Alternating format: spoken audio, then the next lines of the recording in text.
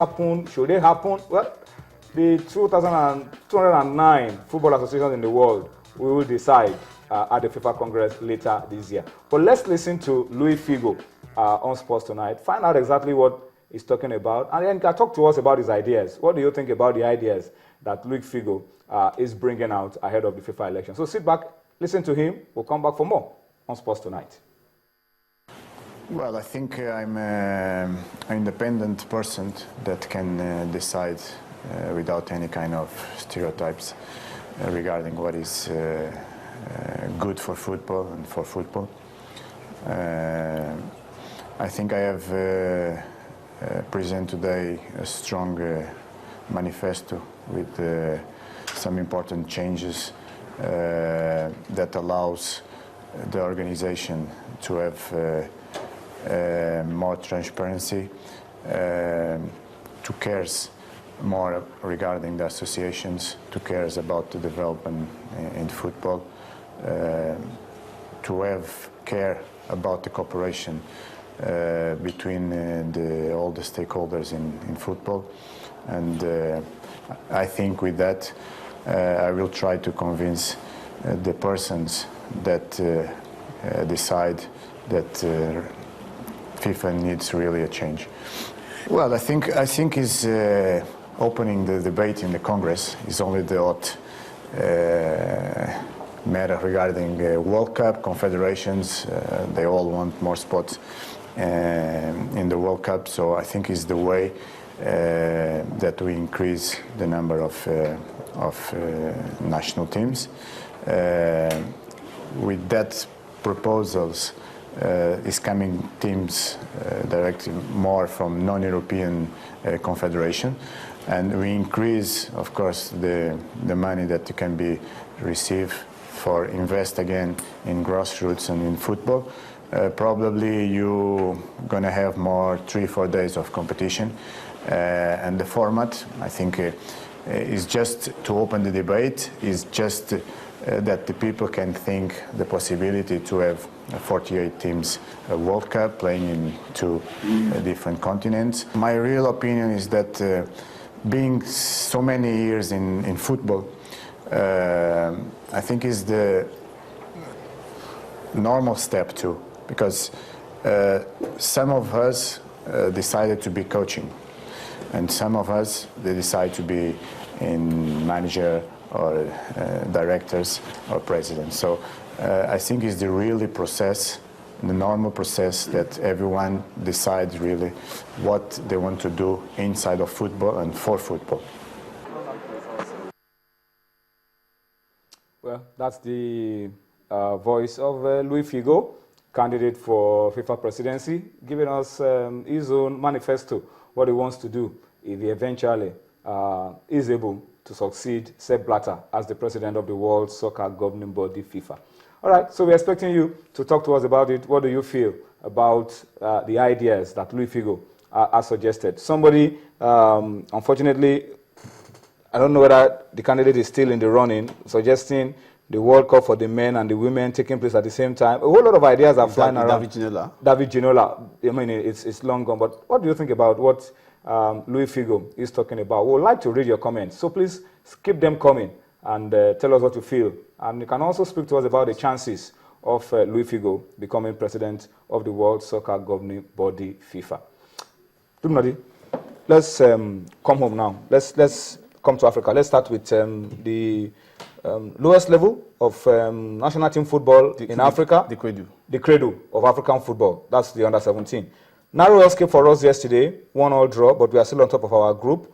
But today, attention shifted to Group B. Yes. And it's also very tight. Our group is very tight. It's going to go down right to the wire.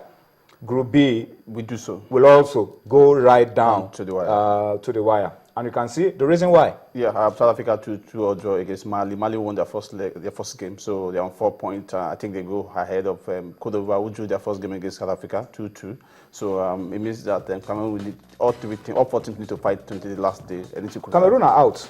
They lost their first game. They lost their first game to Mali. It's like Niger in our group. So it's like 3 teams are going to be battling for the final 2 spots. Final 2 spots. South Africa will be playing Cameroon in the last game, while Mali and Cote d'Ivoire will go neck and neck in the last game. So it's going to be a tough game in the last game. But so far, it's looking very tight. The way it happens in Group A is the same thing we expect in Group B. Is that gladdening for you? And at this level of football, we are having very close teams. Because the meaning that I read to this is that the teams are so equally matched that it's difficult to separate them. In Group A, 2 teams on 4 points separated by goals. In this group as well, it's looking like that. So it looks like this is the most competitive Under-17 championship we've had in a long time. Remember last year we were beating some people 6-7. But looks like it's not happening now. No, it's not happening. You could see the South Africans who are not used to playing CAF Under-17 championship coming back, taking this very serious. They want to play in every youth competition because they are looking at building the next generation of Bafana players. So, and this is what we expect. We saw the Ivorians are the defending champions of this tournament, so they want to sustain that momentum. The Malians, in the past, we've had Mali qualify for this tournament. Cameroon, one or two times they've qualified at this tournament, but the other 20 level, they've always been want to take part. So, you will see that West Africa are really dominating West African team. Even in Group A, the Niger team, this could be their defining moment for their football because they are looking at building from down up, and this could be the defining moment. They are taking every game very serious. Even their last game, they want to play it as if they're staying in the running. They are out of the running. So they want to see the kind of players they want to present in the nearest future. So. For Nigeria, we all know our positions. We all know what our target looks like. Yes, we won the World Cup before. We want to step up again. Not winning the World Cup, but trying to look at building, continue what Manu Garba and Gudka did last in 2013. So this year is looking, as we said, very close. We're not expecting the 6-7 and the basketball score of the past edition. But it goes to show that some of these African countries are taking advantage of this competition. This is why people had to set this tournament because of African countries, football less developed countries. That was why it was set up. So we are taking advantage of it. But I think we've not had any issue as regards what happened last time where we had the MRI scan come to disseminate some of the squad. The Nigerian team passed the MRI test. Yes, we did our own at home first. We did our own and then we passed the CAF MRI test. So there are no issues around it. I think it's a cleaner. This is in terms of the MRI test. Yeah, so this is a clean tournament. Tomorrow we will be doing a more comprehensive review or preview of the Under-17 championship going on. Tomorrow we'll be speaking to Andrew Randa, our very good friend who is in Niamey, Niger, covering this tournament. He will be speaking to us tomorrow as a preview to what will be happening this weekend. Saturday. Nigeria will be playing our last game on Saturday against Zambia. So we'll be going to the camp of the Golden Eagles because they need to avoid a defeat in that game to book a semi-final ticket. And if once they get to the semi-final, Dumnodi is as good as qualifying for the World Cup in Chile later this year. So tomorrow, don't forget to join us on Sports, and I will be giving you a comprehensive report on the Golden Eagles. We'll be going into their camp, courtesy of our friend Andrew Randa. That will be on Sports tonight, tomorrow. But as you said, Cameroon are out, Niger are out, but any of the other teams can qualify for the World Cup, can qualify for the semi-finals of the CAF Under-17 Championship currently going on in Niger. Let me read a few comments on Twitter now, very quickly. Charles Okere says he's watching us from Germany and is enjoying the show. Thank you so much, Charles Okere at Charlie Okere, watching us from Germany. And Enebeli Kenneth says, even if Luis Figo loses the FIFA elections, he's made the point. We need young blood to run football. All these old men in FIFA should retire. The old men won't retire on their own. You have to vote them out if you have the powers to.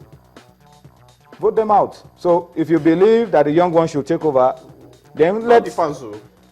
The fans can't vote. Not the fans. Your state FA president of your football federation are the ones that will decide whether this guy should retire or not, or whether they should get an extra term. Oyediji Oluwa Sheun B at Prof. Sheun Oyediji says, like FIFA, like CAF, like Blatter, like Ayatu, no chance. for Louis Figo. That's what it says. When fresh mind and young blood decide to work, you get the best of ideas. Figo, nice one, but the system over there won't give you room. That's what it says. Up shooting at Obembe Oladimeji says Figo just wants to